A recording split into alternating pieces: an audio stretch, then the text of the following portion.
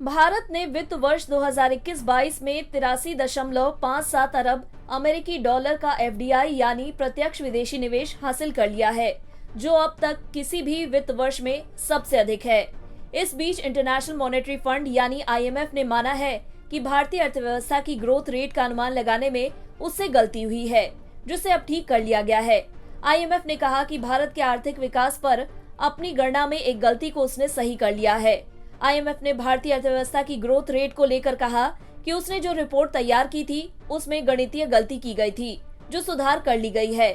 साथ ही आईएमएफ ने कहा कि पहले जो ग्रोथ रेट का अनुमान लगाया गया था उसके मुकाबले भारत का ग्रोथ रेट ज्यादा है। दरअसल आईएमएफ ने पहले अनुमान लगाया था कि भारत साल 2029 तक 5 ट्रिलियन डॉलर की अर्थव्यवस्था वाला देश बन जाएगा, जबकि आईएमएफ ने अब कहा है कि उसका पहले का अनुमान गलत था और नए अनुमान के मुताबिक भारत 2 साल पहले ही इस लक्ष्य को हासिल कर लेगा।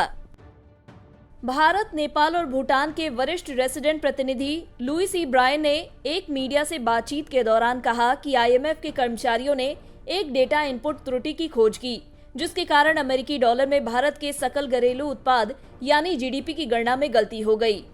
जिसे ठीक कर लिया गया है। उन्होंने कहा कि भारतीय अर्थव्यवस्था कोविड महामारी के बाद से काफी अच्छे तरीके से सुधार कर रहा है और मार्च 2022 में भारत की रियल जीडीपी महामारी के पहले के जीडीपी के समान स्तर तक पहुंच चुकी है। इसके साथ ही भारतीय अर्थव्यवस्था में जो सुधार हो रहा है उसके जारी रहने की उम्मीद है और अर्थव्यवस्था पर नकारात्मक खतरे भी लगातार कम हो रहे हैं, जिसमें बाहरी ताकतें भी शामिल है। बता दें, भारतीय प्रधानमंत्री नरेंद्र मोदी ने मूल रूप से भारत के लिए 5 ट्रिलियन डॉलर की अर्थव्यवस्था लक्ष्य तक पहुंचने के लिए साल 2025 निर्धारित किया था, लेकिन पिछले 2 सालों में कोविड की वजह से भारतीय अर्थव्यवस्था को काफी नुकसान पहुंचा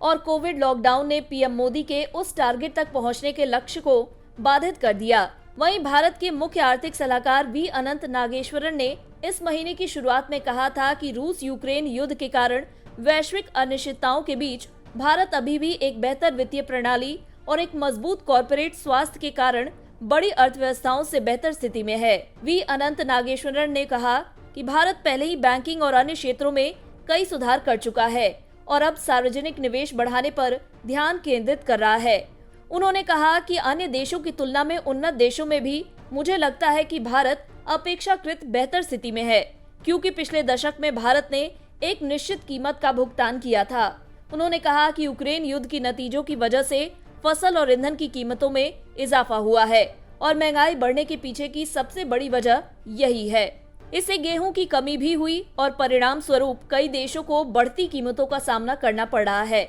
उन्होंने कहा, मुद्रास्फीति इसका एक पहलू है, खाद्य सुरक्षा एक और पहलू है। शुक्र है कि भारत में हम दूसरों की तुलना में कहीं अधिक सही स्थिति में है, लेकिन कई देश ऐसे हैं जहां भोजन की उपलब्धता कीमत चुकाने के बाद भी कम है। भारत की जीडीपी का अनुमान आईएमएफ ने अपनी गलती में सुधार के बाद अनुमान लगाया है कि मौजूदा कीमतों पर भारत का जीडीपी 3.5 ट्रिलियन डॉलर हो चुका है, जिसके साल 2023-24 में 3.8 ट्रिलियन डॉलर और 2024-25 में 4.2 ट्रिलियन डॉलर तक पहुंचने की उम्मीद है। आईएमएफ के अनुमान के अनुसार भारत की जीडीपी वर्ष 2025-26 में 4.6 ट्रिलियन डॉलर तक पहुंच जाएगी और 2026-27 में 5.1 ट्रिलियन डॉलर के सकल घरेलू उत्पाद को प्राप्त करके 5 ट्रिलियन डॉलर का आंकड़ा पार कर जाएगी। दिलचस्प बात यह है कि आईएमएफ का अनुमान है कि 2027-28 में सिर्फ एक साल में भारत की जीडीपी बढ़कर 5.5 ट्रिलियन डॉलर हो जाएगी, जबकि इससे पहले आईएमएफ ने अनुमान लगाया था कि भारत की जीडीपी साल 2028-29 तक 5 ट्रिलियन डॉलर होगी। वहीं भारत ने भी कोविड-19 महामारी को लेकर देश की अर्थव्यवस्था को 5 ट्रिलियन डॉलर तक ले जाने के लक्ष्य को एक साल के लिए बढ़ा दिया था और नया लक्ष्य 2026-27 कर दिया था।